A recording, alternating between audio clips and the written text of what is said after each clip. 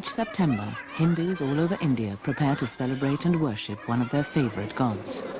The back streets and workshops of Mumbai are abuzz with the mass production of clay statuettes.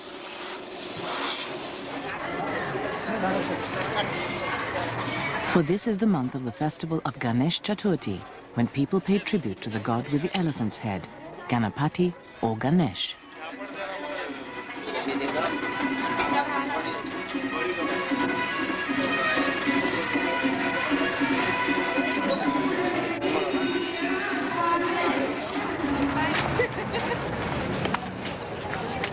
Mumbai, formerly Bombay, is India's largest city and the hub of the economy. There are over 12 million people here of mixed religions, including Muslims, Sikhs, Jains, Jews, Parsis and Christians. But the vast majority follow the world's oldest religion, founded 5,000 years ago, Hinduism. Gauri Kulkarni and Ajit Joshi are school friends and neighbors. They both belong to upper caste Hindu families and live with their parents in the northern suburbs of the city. One of the highlights of their year, when schools and businesses close down for a week, is the Ganesh Chaturthi festival.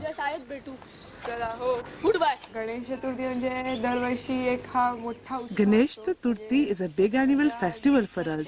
Whether the idol is brought home or not, everybody takes part in this festival with great enthusiasm.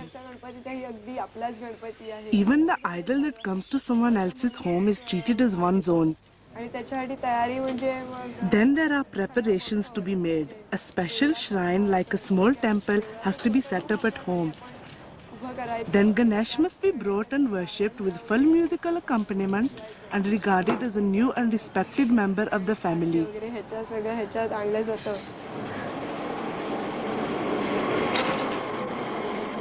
For most Hindus, their home is their temple, and worship is a daily ritual. At the permanent family shrine in the kitchen, Gauri's mother performs a puja, a simple worship involving offerings of various kinds and the use of holy fire. Soon, other members of the extended family will start to arrive, to celebrate together the arrival of Ganesh in the house.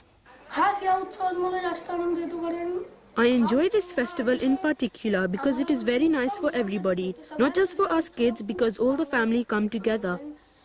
In these times when everyone has to lead fast-paced lives, people come together on holidays to pray and worship. We make the time to get together as a family in the name of our God. And then, of course, there are various special festival delicacies that are prepared and eaten with great relish.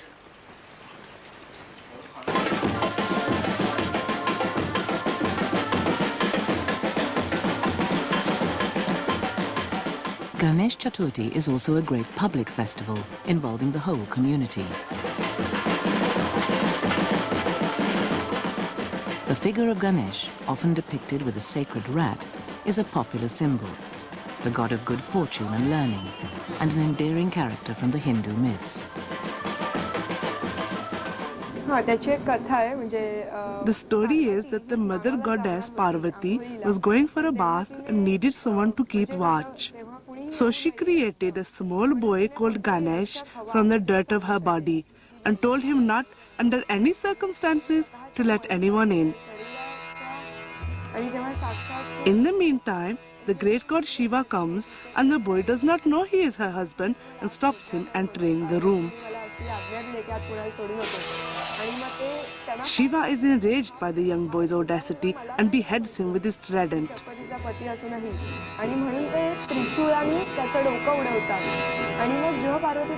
Then Parvati comes out from her bathroom and mourns the death of the boy she regarded as her son. She insists that Shiva bring him to life again. But he has no head.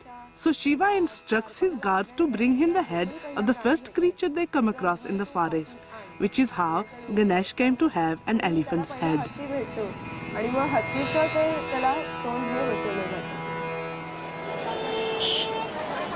In fact, Hindus believe in one god called Brahman, who is present in everything. But they also believe that this one supreme god can appear in many other godly forms, like Vishnu, Shiva, Parvati, and her son Ganesh. You know, in our religion, whichever God you worship, ultimately it is the same one God. There is no such thing as one favorite God.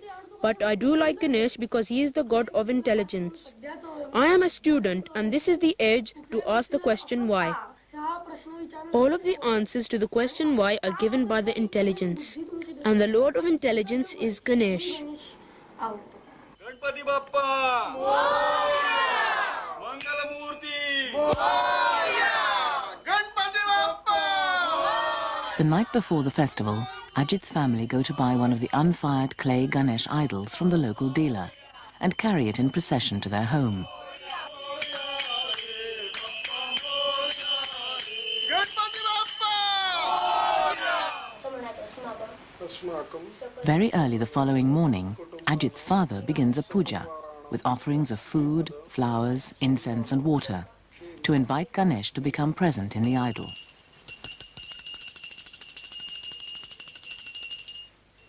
He is guided in his worship by a 12-year-old boy priest who has 16 more pujas to attend before the day is out.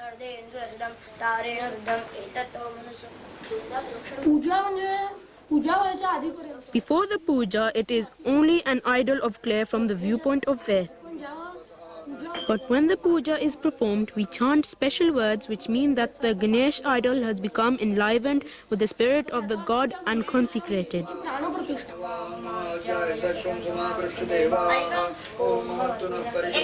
The blessings from God.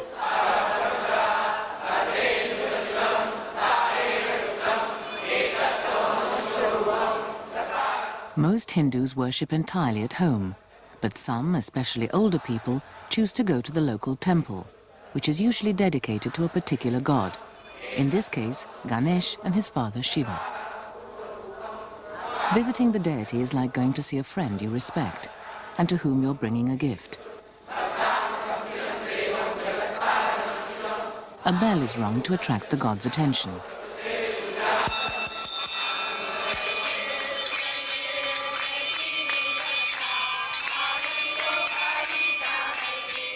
Every day, the priest performs the chanted Arti ceremony, in this case to the god Shiva. In Hinduism, there are said to be 4 stages to life, and it is often those in their last stage who choose to attend these ceremonies. The priest makes offerings on behalf of the people and holds up the holy, purifying fire to Shiva's image. Arti is the worship of the sacred flame, or divine light, symbolizing God.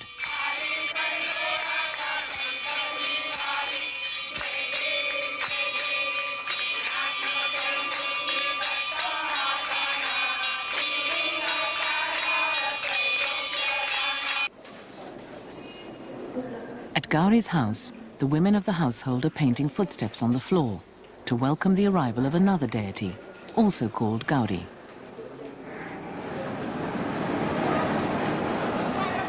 But first they must gather pebbles that will serve as symbols of the goddess and be laid beside Ganesh in his shrine.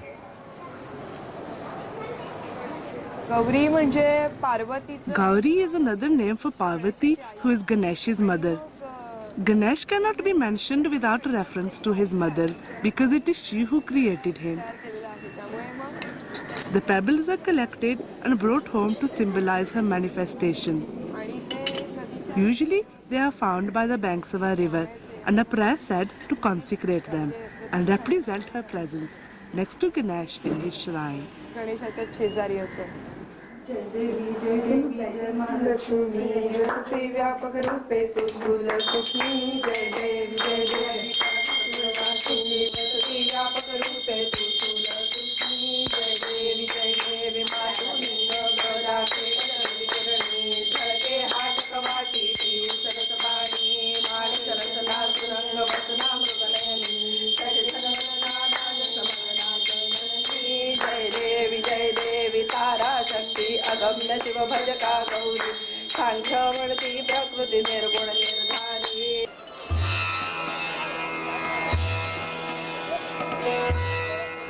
Hindus believe that part of God is in us all, the soul, or Atman.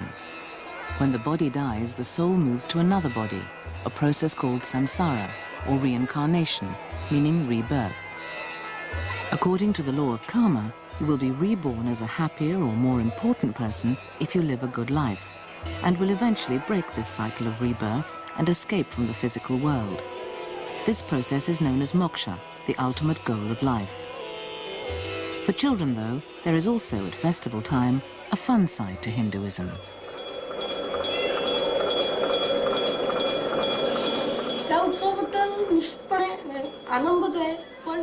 I do feel happy about this festival.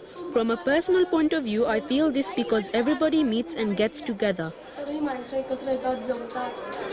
A festive air of happiness fills the house, but in the community as a whole, it's also very important because there are cultural programs held every night. Through sermons, drama and music, not only is entertainment provided, but knowledge too is imparted.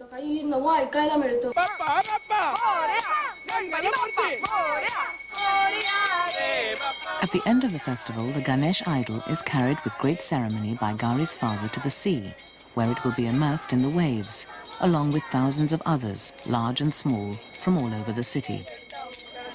Before the immersion, the family perform a final puja to say farewell to Ganesh until next year, and then he's taken down to be dissolved in the waves.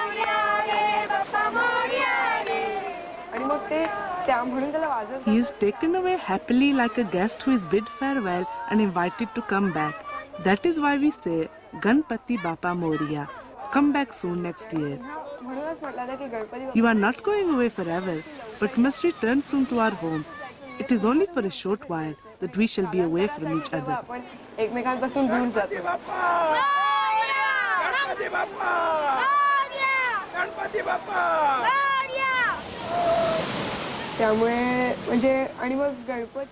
In fact, after the immersion of the idol, it always feels like a member of the family is missing.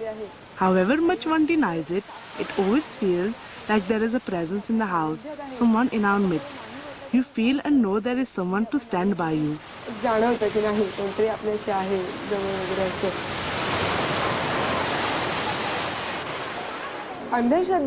It cannot be called blind faith. It is a belief. Every person needs a place to put his faith. Otherwise, he becomes arrogant on the strength of men's scientific discoveries and creations. But we have to accept there is someone else who created this universe and is greater than us. And for that, you need someone greater than yourself to bow before.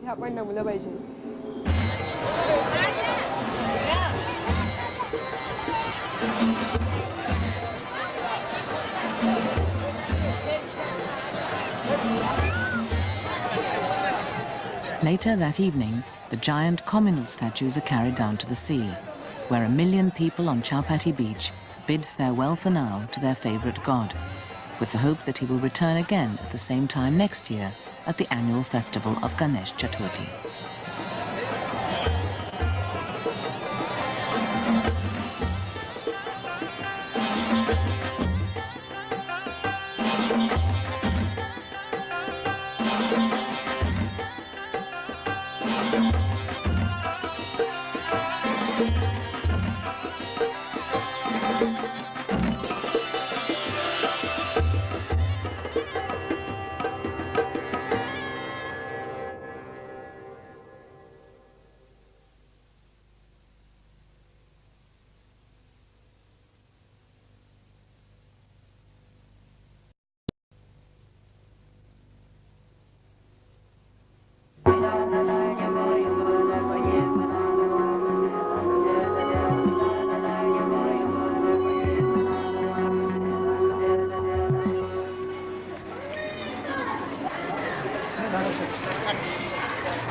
For this is the month of the festival of Ganesh Chaturthi, when people pay tribute to the god with the elephant's head, Ganapati or Ganesh.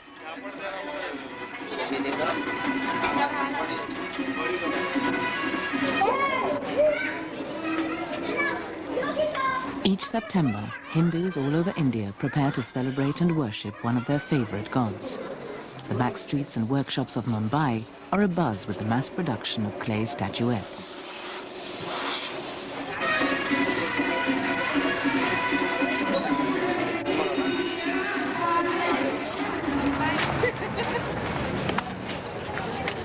Mumbai, formerly Bombay, is India's largest city and the hub of the economy.